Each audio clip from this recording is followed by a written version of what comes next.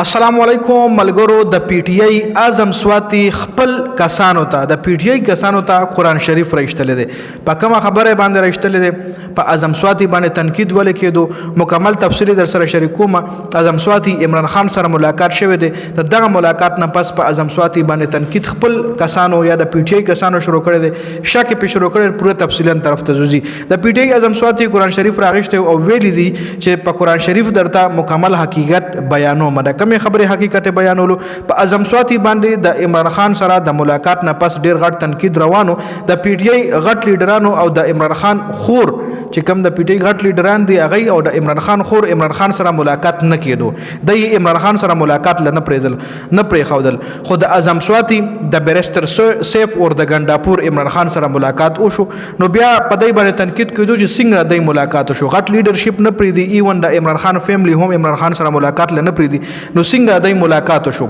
ډیرو خلکو پیدا شک کولو کې د شي د اسټابلیشمنت سره یو ځای شي وي کې د شي د سوال جواب ورولو ډیر زیات تنقیدونه پکې دل چې کې نیگیټیو تنقیدونه هم موجودو نو بیا اعظم سواتی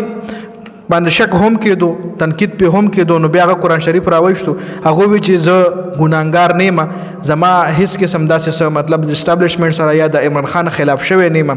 یا د عمران خان خلاف سازش نکوم څومره د پی ټی آی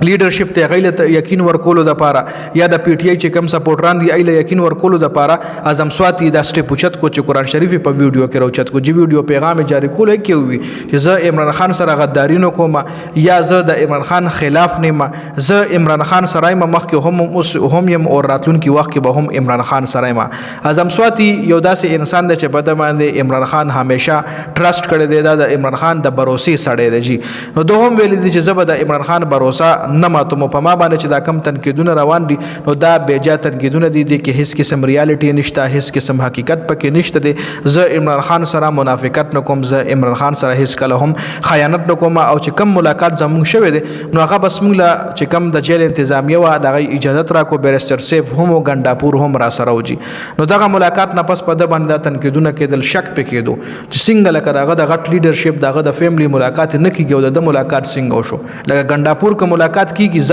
هغه د پی ټی آی د طرفې مطلب یو ټاکل شوی وزیر اعلی د کې پی کې بیرستر سیف چې کوم دی د عمران خان غټ وکیل لی نو بیا څنګه لکه د دومره غټ اجازه ملو شو چې د عمران خان سره ملاقات کو نو په دې خبره باندې په تنقید کېدو په اعظم سواتی باندې چې هغه تنقید ختمولو د پاره هغه اخر قرآن شریف په ویډیو کې روچت کو او په قرآن شریف باندې پوره حقیقت ټول قوم ته او د پی ټی آی چې کوم لیډرشپ ته نغې وړاندې کې خودو جی نو د حواله سره تاسو سره لري چې آیا د کې مطلب اعظم سواتی باندې چې کوم تنقید کیږي دا کول پکارو کنه په قیمتي رائے موږ سره په کمنټ کې ضرور شریک کړئ د ویډیو کتلو زیاته مننه والسلام.